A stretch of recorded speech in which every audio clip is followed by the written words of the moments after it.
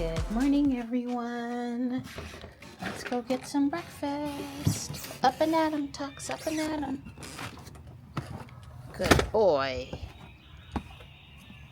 Good boy. Hi. Come on, Morris. Good morning, Tuxie. Morris, good morning. You coming? Come on, Morris. Come on, Morris. Come on. Good boy. Good boy. Good boy. Well, last night, Morris and Stripe were in the cat hotel up on the top cushion, snuggled up at bedtime. I left them be. That's where they were during most of the rain. We got about 2/10 of an inch, so not as much as we wanted. Raleigh probably got a 1/2 inch. They had a much more intense storm. So the high's about 70 today, 10 degrees cooler than yesterday. It feels excellent out here. I wish I had the day home to work outside actually, but I'm doing my normal Tuesday thing. And yeah, no time to go do anything this morning except get over to the park to walk, or we won't have time to walk. But it's lower humidity. Not that I thought it was bad yesterday, but it is lower. Feels refreshing out here this morning. And I'm looking at the flowers forming on my peony. I need to go get some of those little circular things to hold it up as the flowers get bigger. But I got a day or two. Alrighty. Yeah, when we're outside now, we get non-stop chicken noises from both houses. There's no peace in the yard ever. Ever anymore. Although the guy up the hill seems to have a reasonable 10 chicken flock, whereas the guy behind us has other waterfowl and lots of roosters. Although I did see a video the other day online on X where a rooster fended off a hawk from taking the hen. So I can see where they're important. But yeah, it's non-stop loud. So, wow, look at this tree has opened. No owl video last night because of the storm. I had the camera set up for about 45 minutes, but we had just finished being out in the front yard making a lot of noise. And the storm was approaching, and usually she's coming out in the second part of my videoing time, and that's the part I didn't get to do. But I heard them out here in the front yard last night, carrying on with each other, making a ton of noise. So I know they were doing well, but no video proof they were doing well last night. And Don did, at the end of our planting, I was inside getting the chicken wings ready to go. He did put up my lily fence so I don't have to come out here and cry because the deer came and ate my lilies. It's fine until the buds come out. They don't wait for them to bloom. They'll come and eat the buds off. And the buds haven't formed yet, the flowers, but it's soon. It's happening. It's happening soon. I know that perennial's coming up in there, but I had weed-eated the whole thing, including around the rocks and everything. So I noticed the ajuga in this pot yesterday is starting to have its flower, and these pansies have been so pretty in that container. You know, that had fresh Miracle-Gro dirt and the piece of forsythia. So anyway, that's what's happening in the yard this morning. Like I said, I'm just a little sad I don't have time to even pick up sweet gumballs or anything this morning, but if we're gonna walk, we gotta go. Well, I was gonna say this stick-up cam is, I'm sure, going to be fine for the bird feeder, but that's way too far away and way too wide and angled to be of any use with the owls in that location. This is just basically there until we do something else with it. Okay, now I got in an extra flight of stairs this morning. Hey, Gray. Good morning, sweet girl. Hi, how are you doing? Hi, Gray. Hi, Grace. A good girl. Hey, baby girl. Hi. This So I'm printing some studs for the giant Lego wreath. I had to scale them up. This was the original size, and that's wrong. It's about 30 millimeters, the hole needs to be. The bird is super hard for Don to get the supports off, but he's, you know, really working on it for me. And these are bees, but you can't tell yet. It is definitely a pretty morning. You can see some honeysuckle or Carolina jasmine in that tree on the far side of the field. We've only got 30 minutes to walk, but we're going to make the most of it. And Don's on a conference call. Morris is asleep up top there. Nice thing about that is it's probably dry. There's Tux, stripes up the hill. Marty. Hi, Mart. Hey, Martin. I did brush those off and try to press the water out of them, but they're not totally dry yet. And off I go.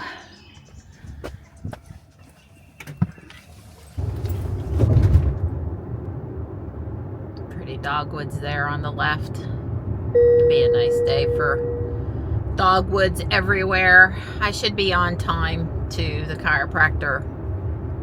I didn't leave late or anything. Thankfully, Don remembered to get my wallet back in my purse.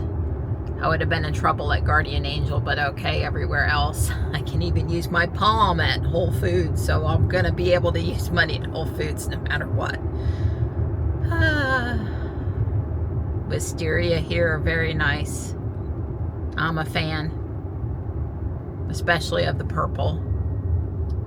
We had it in New Jersey and purple in the yard in Trenton, and my grandmother had white and purple in the yard in Cassville. So how about that Fram 2 mission? Successful launch yesterday. I'm looking forward to see some of the pictures or footage that comes out of it. We watch Space Weather News. Hi Teslas. I waved. If you don't watch Space Weather News, you probably should. I know some people are going to think he's a hoax or a conspiracy theorist, but I believe being open to different points of view is a good thing. And anyway, he shared in one of the last couple of videos a little bit of concern about should a solar flare come off the sun of the right magnitude, that over top of the poles is less protection and the astronauts are at the equator. I don't remember. I'm sure it has something to do with the angle or the amount of protection or whatever. But anyway, they're more exposed at the poles. And I'm sure, I heard the mission is 3 to 5 days. And I don't know what the terms were as far as how long they were going to stay up or what warranted the return at the certain time. I know they're supposed to splash down in California, which is different than splashing down in Florida. They didn't say it was the first time. I think the way the SpaceX people said is it's one of the first times, or new stuff out there, one of the first times. So anyway, I'm sure if things go to plan, they're supposed to return to Earth, do what they have to do to come home so that they land off the California coast and not somewhere else. And I'm sure they also have contingency plans for splashing down in other bodies of water should they need to come down. But anyway, it was an interesting point that I don't believe we heard any place on X except for from the Space Weather News guy. And he used to be called Suspicious Observers. I think his name is Ben. Anyway, he's fairly certain that we have started the Earth's next disaster cycle with a reversal of our poles. And I don't think that has anything to do with why these guys are up there doing a polar orbit instead of an equatorial orbit. But anyway, the pole shift has happened multiple times in Earth's history, as far as scientists are pretty sure. And it'd be a really bad thing for life on Earth. It'd basically be an Ellie event. Yeah, not impressed. Could care less about you. Now, if it was in a Model S Plaid, that'd be different, and he was silent, stealth mode. It's okay. Anyway, you know, I follow all forms of ways life on Earth could end in my post-apocalyptic or my disaster thriller books. I guess I would claim I like disaster thriller books, and then a little bit into how people live in the apocalypse at like the last book in the series or whatever, but it's mostly about the disaster thriller part. I think it all started with Towering Inferno with Charlton Heston and the other guys, Ernest Borgnine, back in the 70s, and Airport 77 and some of these other disaster made for television movies in the 70s. I liked those and it stuck with me. But anyway, the Space Weather News guys is really thinking by 2050 we're in deep doo-doo with the poles reversing, and he's gone into some science because he monitors all of the sun weather is really what he's there for. He's monitoring sun weather. So if there's going to be an aurora that reaches down into the lower continental United States, you know, you would hear that from him. And he's also been showing some science about how when we do have even lesser aurora events, we have worse electromagnetic impact from them than what we would have, and it's a sign of the pole reversal starting. And I mean, I don't know if the poles are really going to reverse by 2050 or not, right? But I'm going to continue to listen to him, the information he's been providing, and a lot of it comes from the established monitoring telescopes, cameras, whatever we have on the sun and other things. Apparently NASA, or NOAA, I guess, NOAA, has started monitoring the electromagnetic fields also. They've started publishing some data, and so some of what he's showing is just NOAA charts. So again, some people are going to think he's a conspiracy theorist or a wacko. I'm not one of them, but some people will, and I get that. But I don't know. His videos are usually 3 or 4 minutes. I'd watch him for a week or two, or go back and watch the video where he talked about the disaster cycle in quite a bit of detail, and, you know, see what you think.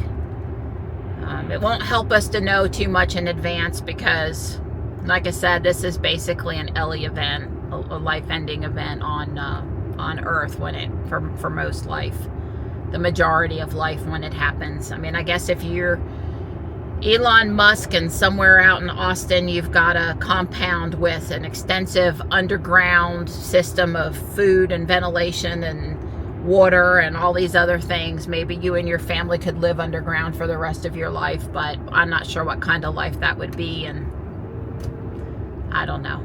It's the plot twists of my books. Bummer, the pretty Yoshino cherry blossoms are gone. I did forget to bring my big camera today. I would have brought it if I'd remembered. It's been getting a lot of use this week with the owls. So as I was merging on to Highway 64, leaving the turnpike, my lane, the right lane, was empty, and there were 2 vehicles in the outermost left lane. And as I merged over with my turn signal, and I was driving at that point, one of the cars in the outer lane came right over into my lane. I had to slam the brakes on. Well, hopefully the pulse treatment got some of the inflammation out of my lower back from all of that bending over. I've got a lot more bending over to do pulling weeds, but I'll take some relief for now. I stopped at the Goodwill because I needed change for a 20. I found 2 really nice cat bath towels, really nice, and a Valentine's Day blanket and a Christmas blanket and a small Halloween village piece, less than $10. Yeah, I had a small Lego Facebook Marketplace pickup, and I handled that. It's a little ice cream cart with a minifigure, Frozen themed, all those pretty blues. Not a big deal, but she was, you know, basically 3 blocks from the chiropractor, so why not? It'll go with the rest of my Frozen stuff, and it's ice cream. Very cute, a well-loved little kitty. I got 2 tops, 12 hangers, this Shore-themed bag for either Michelle or me, and some Easter baggies. Little bags for maybe giving away 3D printed stuff. So not a lot, but a few things. I spent $11.70 in there.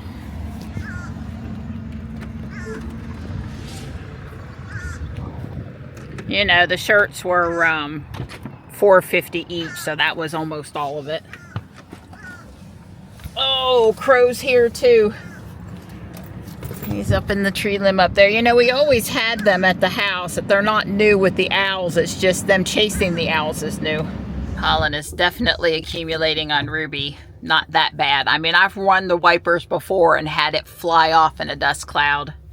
A lot of people saying they're so miserable with it. I've sneezed 3 times when I first woke up this morning, which is pretty much every day for me. So I don't know. I'm not suffering bad right now, and I feel for the people that are. There was this new, the ladies of Fuquay Verena were discussing all the different things you could do to treat it, and Xyrol or something.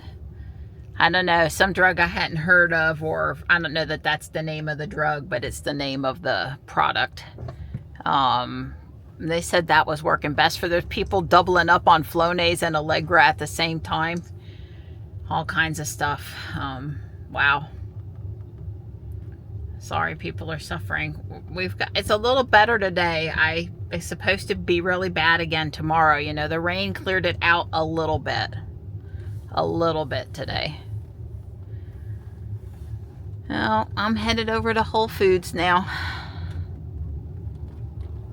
Where is everyone today? The parking lot at Guardian Angel was not very full. And over here there's not a lot of cars either. It's a gorgeous day to be out and about. It's not the weekend. There's no big basketball today, right? Well, this version of FSD multiple times has felt like it's on too far to the right to me. Just has felt uncomfortably far to the right. Multiple times. I hit a pothole I never would have normally hit. I don't know. Otherwise, things have been okay today. Oh, and she went through the diverging diamond like she was on a racetrack. Switched lanes twice through it and sped up and just like in a rush to a fire or something. I don't know. The speed limit's not high over there, so it shouldn't have been doing the profile at that point. I don't know. The being too far to the right makes me preoccupied with what she's doing, whereas normally I'm not paying that much attention. Well, I'm home and I got the mail. The Emperor 1 Japanese maple is all leafed back out and looking good.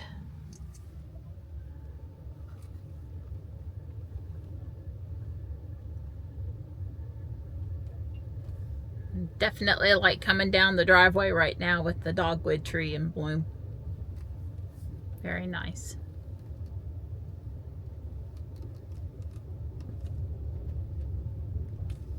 Yeah, she's covered in pollen, but... Yeah, she's covered in pollen. Oh, well. Did you have fun at the landfill? Oh, it was joyous. You know, it wasn't crowded, and the first timer came up pulling a trailer behind his truck. It was a couple, and the guy, the landfill guy, was actually kind. Didn't cuss them. You know, normally they're not. Yeah, they've seen it all. They're pretty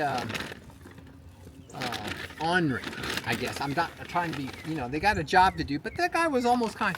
Here, let me help you back it up. Now, it probably didn't have anything to do with the fact that the husband sent the wife out. She was cute. I'm sure it had nothing to do with that. Oh, funny. I want to make sure Dawn gets credit for being out here helping pick up sweet gum balls. Got to get credit. If you don't get, I know what's good for me.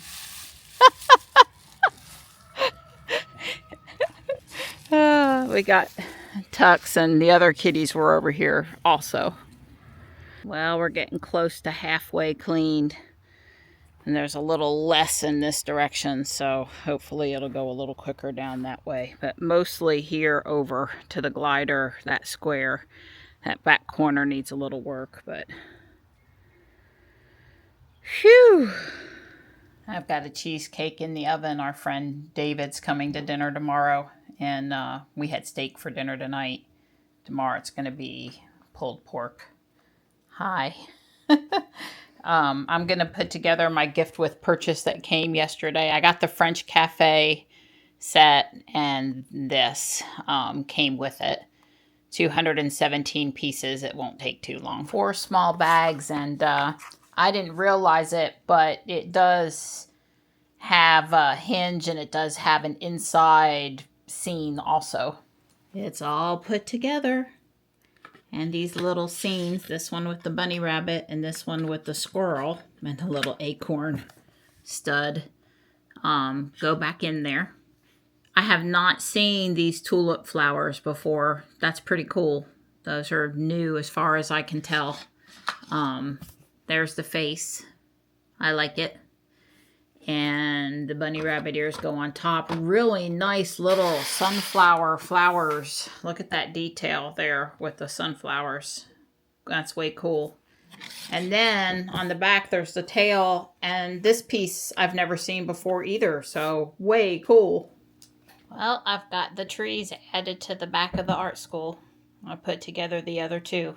Think it looks pretty good.